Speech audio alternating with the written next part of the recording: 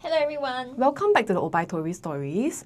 So today we are going to be defining what success means to us as educators, especially when we were students and all the way now when we are teaching students and at the same time discovering what are our strengths. Yeah. I think success means to different people a lot of things. It means, when I was a kid, it meant that success would be continuous success and improvements in my grades, right? And to some people, maybe success is just maintaining the grade, and that to them would be success. But as I got older, I realized that as an educator, success is about different things. It's more than just helping students ace their exams, or more than just helping students improve their scores. I think success also comprises of 3 ingredients. Firstly, courage.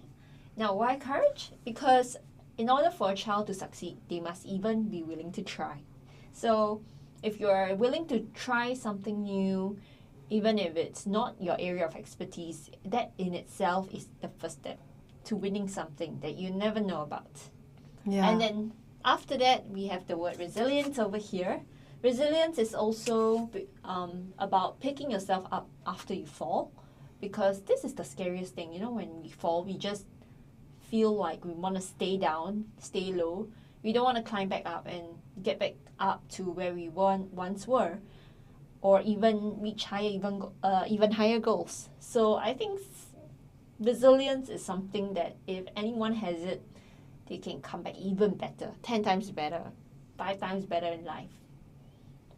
And lastly, the word grit. I think many of you might have heard about this, because this word grit has a lot of emphasis on TED Talks, and there are psychologists who talk about how grit and perseverance allows children to do better and, overcome all the hurdles that they face in life. And grit helps you press on all the way to the finish goal. So without these 3 ingredients, I think it's very hard to succeed in life. What about you, Tuting? So those are your 3 ingredients. Okay, so before I talk about my 2 ingredients, I think the whole point about grit is also knowing that there are many periods in time where we'll be making mistakes and that we will need to persevere in order for us to achieve long-term goals. Yep. So, and most people give up even before they can pursue the long-term goals. And most people also feel this fear of failing, and that also stops them from wanting to pursue the long-term goals. So for me, I personally think that curiosity is a very important asset that anyone can have, right? When I mean by curiosity, it's about having that desire to keep wanting to know more, because you know that whatever knowledge that we have in this world is not enough, and it's limitless, and there are so many things that we can do and we want to think about. And so curiosity, I feel it's a really, really important asset that anyone can have. And yeah, because now we don't want our children to just be doers. We want them to be thinkers. We want them to be innovators. And for them to even start or want to become an innovator, they need to first be very curious about a lot of things in this world. Yeah. Especially if they want to make things better for other people, right? So after curiosity, then of course, that's when the exposure to new ideas and new experiences will make people actually think about doing a lot of other things. And that's why, for me, creativity is also an equally important asset. In fact, I feel that curiosity and creativity comes together. And I also strive to be as creative and curious as possible. People always say, oh, curiosity kills the cat. But I feel like if the cat is willing to be killed, okay,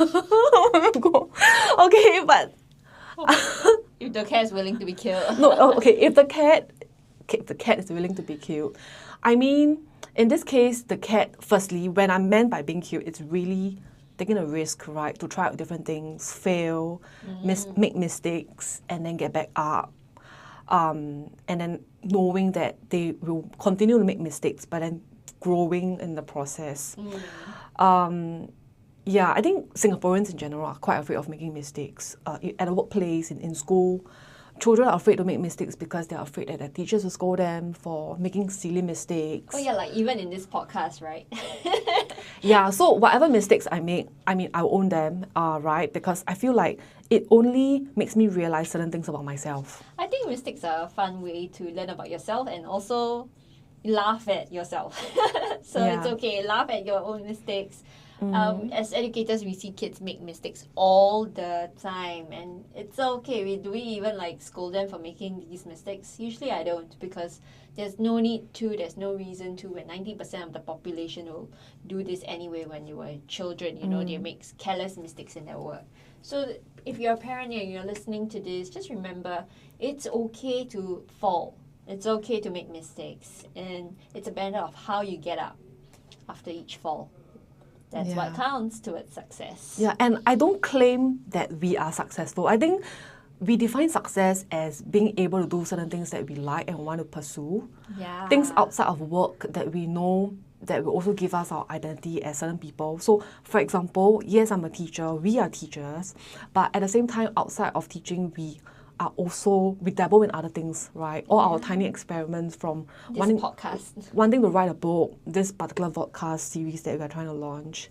At the same time, doing a lot of other things that we're interested in. So not letting our profession, our jobs define what we can and want to do. I think that's very important for all of us to know that our skills are developing along the way, our interests grow along the way. I feel like I have so many things I want to do and I like to do that I feel that I don't actually have a specialty, right? If there's any word, I guess teaching is my specialty, but at the same time, I don't want to let teaching define me because I'm more than a teacher. She wants to wear many hats.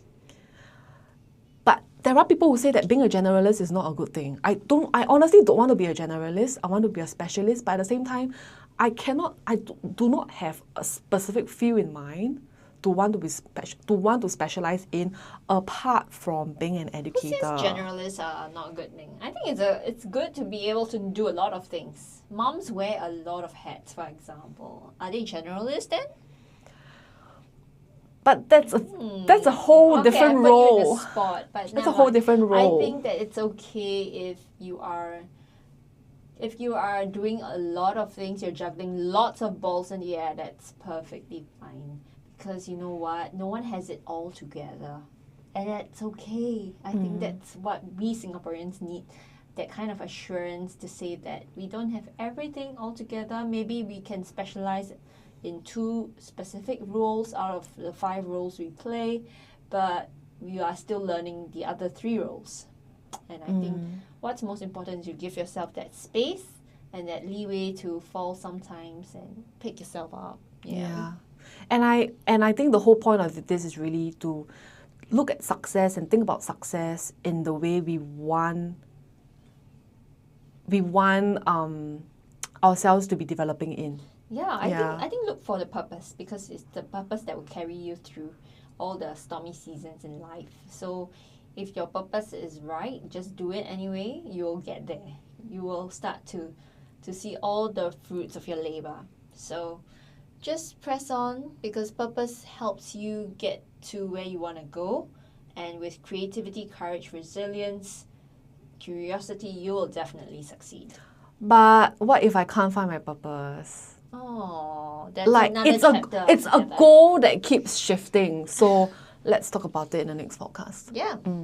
Then we'll see you. Bye.